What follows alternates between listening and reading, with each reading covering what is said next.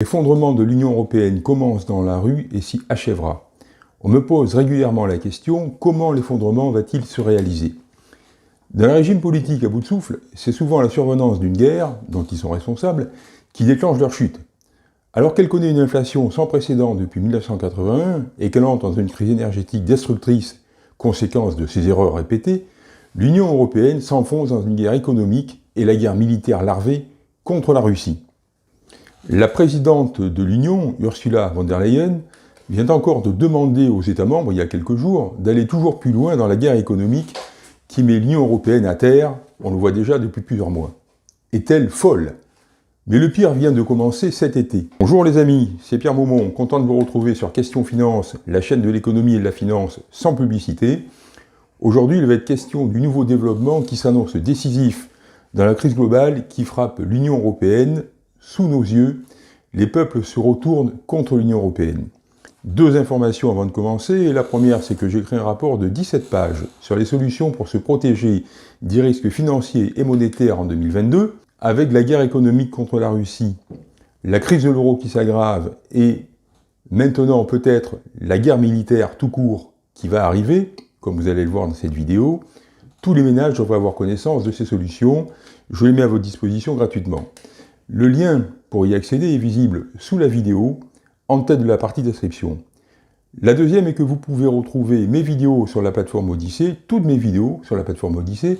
N'hésitez pas à vous y inscrire pour faire aussi monter la chaîne sur cette plateforme, dans laquelle les vidéos ne risquent pas la censure. Pour comprendre ce début de soulèvement des peuples contre l'Union européenne, il faut faire un rapide retour en arrière de ce qui se passe en Union européenne depuis en gros le début de ce siècle. Nous avons tous compris sur cette chaîne, depuis plus ou moins longtemps selon les personnes, que l'Union européenne, pouvoir non démocratique, est par nature en concurrence avec les pouvoirs démocratiques des nations qu'elle revendique de chapeauter.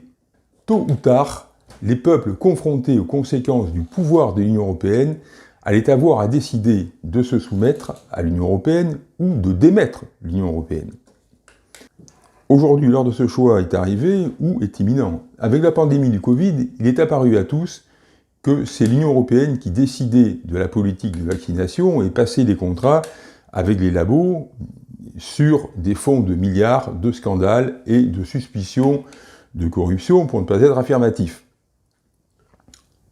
C'est à ce moment que beaucoup d'Européens ont pris conscience qu'au-dessus de leur gouvernement et de leur démocratie, il y a une dictature non élue, dont les décisions sont de plus en plus opposées à leurs intérêts et contre laquelle ils n'ont strictement aucun recours. La guerre en Ukraine amène une nouvelle prise de conscience. Elle révèle la profondeur de la sécession de l'Union européenne, de l'institution qu'on appelle l'Union européenne, vis-à-vis des peuples d'Europe. Il apparaît désormais à tous que l'Union européenne a totalement tourné le dos aux intérêts des nations européennes. Chacun a pu constater que les coupures de gaz ou son rationnement sont la conséquence directe de l'engagement de l'Union européenne contre la Russie, particulièrement par la guerre économique. Il est maintenant évident que le prix de cette guerre, en termes de souffrance, ce sont les populations de l'Union européenne qui vont payer par la baisse de leur niveau de vie, de leur confort, c'est-à-dire dès cet hiver, par l'expérience cruelle du froid, et qui vont aussi le payer par les autres conséquences de la fermeture du gaz, du pétrole et du charbon russe.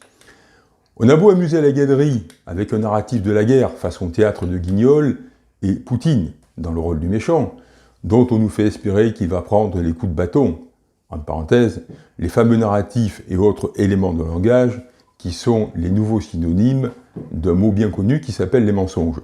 Désormais, les Européens en masse comprennent que l'Union européenne est un pouvoir hors de leur contrôle qui agit contre leurs intérêts et leur volonté. Ce qui est nouveau et qui apparaît avec les déclarations de la présidente de l'Union européenne, donc Ursula von der Leyen, c'est que les dirigeants de l'Union européenne nous mettent en danger en faisant de nos pays, dans quelques jours, des belligérants dans la guerre que l'Occident mène contre la Russie. Et ça, c'est nouveau, et c'est même une nouveauté radicale que personne, ou presque personne, n'imaginait il y a 7 mois, quand la guerre a commencé. On s'imaginait, quand je dis on, ce sont évidemment les pouvoirs européens et l'Union européenne, on s'imaginait qu'on pourrait mordre la Russie au mollet derrière le paravent de la non-belligérance puisqu'officiellement nous ne sommes pas en guerre contre la Russie. Eh bien, ces choses sont en train de changer, et selon toute probabilité, dans les semaines qui arrivent, c'est-à-dire dès le mois prochain, nous allons être en guerre contre la Russie, être officiellement et légalement au sens du droit international, en guerre contre la Russie. Alors, il faut regarder ce qui est en train de se passer dans le Donbass, en l'occurrence entre le Donbass et la Russie. Eh bien, comme vous le savez, les Russes vont tenir dans les territoires russophones de l'Est ukrainien, c'est-à-dire en gros dans le Donbass, des référendums sur leur attachement à la Russie. Il se trouve que les populations de ces régions, qu'on appelle pudiquement en Occident russophones, sont en réalité des Russes. Ce sont des Russes qui, depuis le début de millénaire, depuis le début des années 2000, sont objectivement persécutés. Donc dans ces conditions, le référendum qui va avoir lieu, on en connaît les résultats. Et la réponse sera oui, nous voulons être rattachés à la Russie. Il suffira alors au Parlement russe de proclamer le rattachement de ce territoire à la Russie pour que désormais ces territoires soient de plein droit des territoires russes.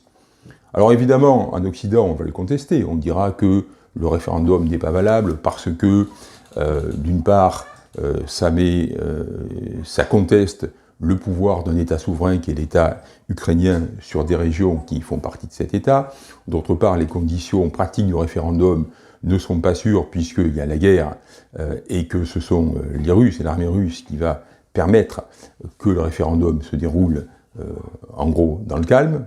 On prendra prétexte de cela pour expliquer qu'en fait ce sont des manipulations, même si tout le monde sait très bien que les populations de ces régions veulent être rattachées à la Russie.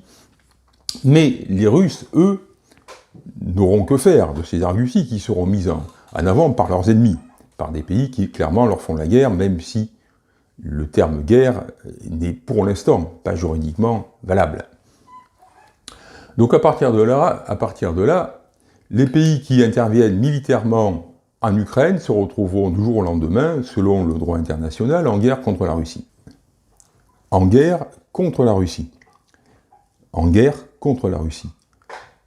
Nous allons être en guerre contre la Russie. Nous allons être en guerre contre la Russie, sauf bien sûr machine arrière, recul de la politique française, du gouvernement français, face à la Russie. Il est très possible que la nouvelle « nous sommes en guerre contre la Russie » jette dans les rues françaises et d'autres villes d'Europe des foules déchaînées contre l'Union européenne et les gouvernements des pays européens belligérants. Par bien évidemment la perspective de se trouver véritablement en guerre contre un pays dont on peut voir, à l'aune de ce qui se passe en Ukraine, quelle est la puissance de feu, dont on sait qu'il est en capacité de nous bombarder, sans faire intervenir son aviation, simplement à partir de ses missiles, dont on sait, même si c'est moins connu du grand public, qu'il dispose de missiles hypersoniques qu'il est impossible d'arrêter. Cela s'annonce comme une douche froide pour la population et toutes les réactions sont possibles, en particulier dans les pays belligérants, notamment en France, en Allemagne, en Grande-Bretagne et en Pologne. Donc ça, c'est véritablement l'événement nouveau qui, évidemment, va changer la donne dans très peu de temps et qui donc la change dès maintenant.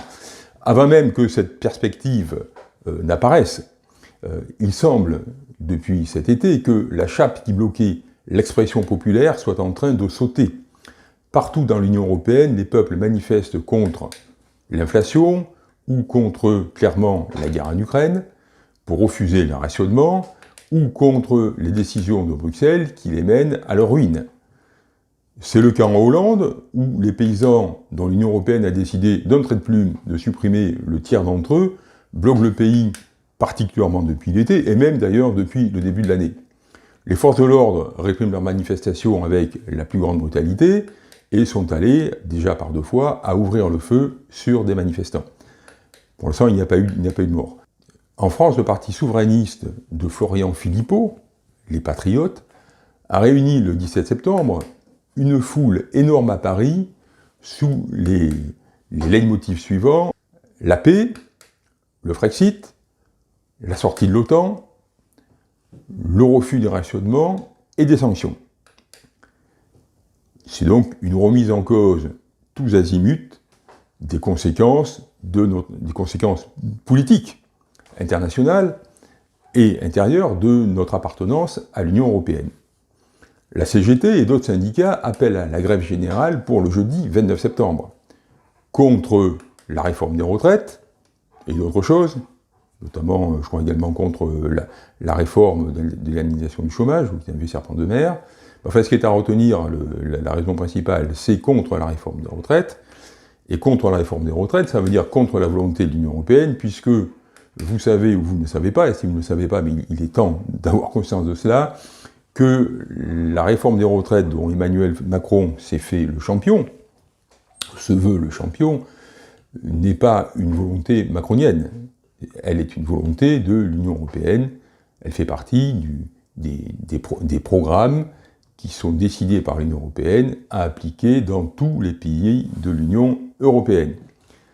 En Allemagne, selon le site d'information de la radio internationale de la République fédérale allemande, c'est-à-dire tout ce qu'il y a d'officiel, je cite la traduction, des partis et groupements d'extrême gauche et d'extrême droite appellent désormais le lundi, c'est-à-dire tous les lundis, à des manifestations de masse à Berlin et à Leipzig.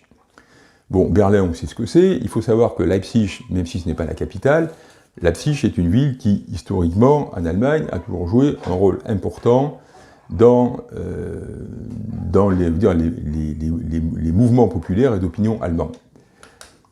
Ces manifestations sont, alors voilà les thèmes avancés par les Allemands, contre l'inflation et le prix de l'énergie, c'est-à-dire contre l'explosion des prix de l'énergie. Et si on va plus loin, l'inflation, en tout cas la tournure qu'elle prend, et l'explosion des prix de l'énergie, c'est dû à la guerre en Ukraine. Donc ces manifestations sont contre la guerre en Ukraine. À Prague, il y a une semaine, ce sont 70 000 personnes qui ont défilé contre l'Union européenne et le soutien à l'Ukraine, c'est-à-dire contre le soutien de l'Union européenne à l'Ukraine, avec un slogan assez extraordinaire, le meilleur pour les Ukrainiens et 2 pulls pour nous. Autrement dit, on ne veut pas de ça. Le pire est peut-être à venir sous la forme d'un soulèvement des patrons allemands contre la politique de sanctions économiques anti-russes qui, privant par retour l'Allemagne de gaz et de pétrole russe et métaux de charbon, mènent leurs entreprises industrielles à la ruine, et rapidement. Les patrons français qui sont dans une situation globalement moins tendue, d'une part parce que l'industrie pèse moins lourd dans l'économie française, et d'autre part, grâce à notre énergie nucléaire, risquent fort de réagir de la même manière, même si pour eux, c'est un petit peu moins dur.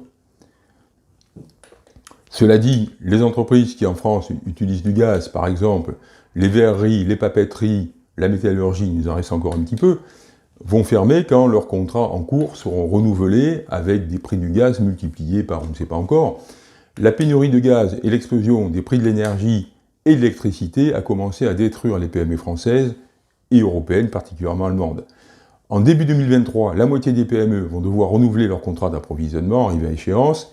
Si d'ici là, les prix du gaz et de l'électricité ne sont pas revenus à leur niveau d'avant-guerre, les PME vont être emportées dans un tourbillon de faillite. Ce sera aussi un tourbillon de chômage, et il n'est pas pensable qu'avant d'en arriver là, un front commun, patron et ouvrier, ne déferle pas dans la rue européenne, surtout pour les pays encore industrialisés, donc notamment l'Allemagne et l'Italie.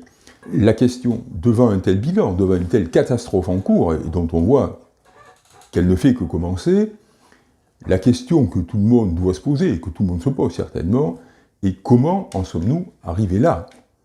Eh bien, nous arrivons à la fin d'un processus de long terme, au commencement, pour pallier au ralentissement historique de leur croissance, au début des années 2000, les États membres ont maintenu leur niveau de vie en s'endettant, tout le monde le sait. Une première crise est arrivée en 2008, qui était déjà une crise de la dette.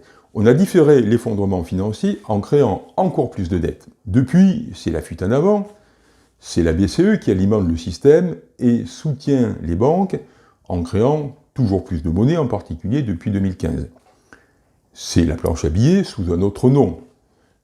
Des noms qui vont vous dire quelque chose, en particulier les QE, Quantitative Easing, également un nom moins connu, mais qui derrière lequel se cachent également des injections de plusieurs milliers de milliards dans l'économie et la finance européenne, qu'on appelle les TLTRO. En gros, ce sont des prêts pratiquement sans limite de durée qui sont consentis par la Banque centrale aux banques. Et vous savez que les prêts d'amis, au-delà d'une certaine durée, ils finissent par être effacés.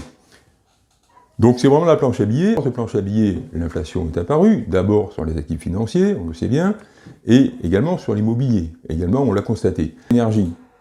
Depuis un an, elle déborde sur le panier de la ménagère et sur l'énergie. Cette inflation, c'est l'autre forme de la crise monétaire.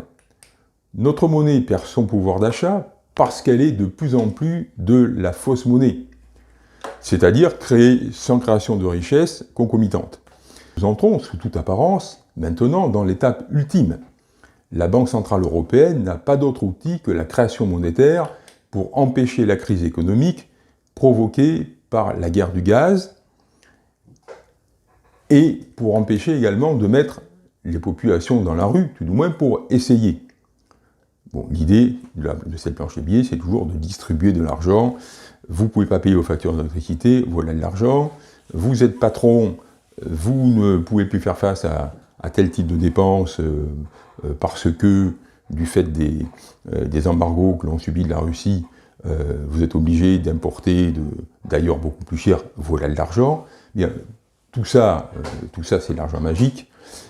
Donc tout ça, ce sont évidemment des artifices qui ne peuvent que précipiter le mouvement d'effondrement en cours. On vient de voir qu'elles y sont déjà. Penser à la planche à billets ne fera donc qu'augmenter encore l'inflation.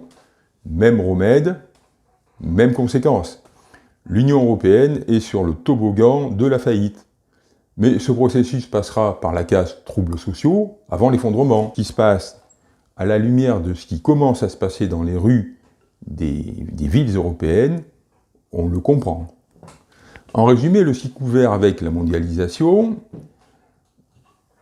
crise économique, puis crise de la dette, puis crise monétaire, se termine par crise sociale, et nous entrons dans la crise sociale. Pour soustraire en grande partie notre épargne à la destruction par les conséquences à venir de la situation actuelle, la détention d'or, parce qu'elle répond à plusieurs types de risques, en particulier ceux qui s'enchaînent dans un scénario d'effondrement, est incontournable. J'en parle avec les autres solutions dans le rapport offert « Défendre son patrimoine en 2022 » accessible par le lien sous la vidéo et par la fiche qui apparaît en haut à droite. Dites-moi en commentaire si, à votre avis, dans les mois qui viennent, voire avant, ce sont des mouvements populaires qui lanceront le processus d'effondrement en Union européenne ou si le système sera en capacité de gagner encore du temps. N'oubliez pas de liker, partager pour être notifié de la prochaine vidéo. Vous avez l'icône en bas à droite de la vidéo ou le lien visible sous la vidéo. Portez-vous bien, à bientôt.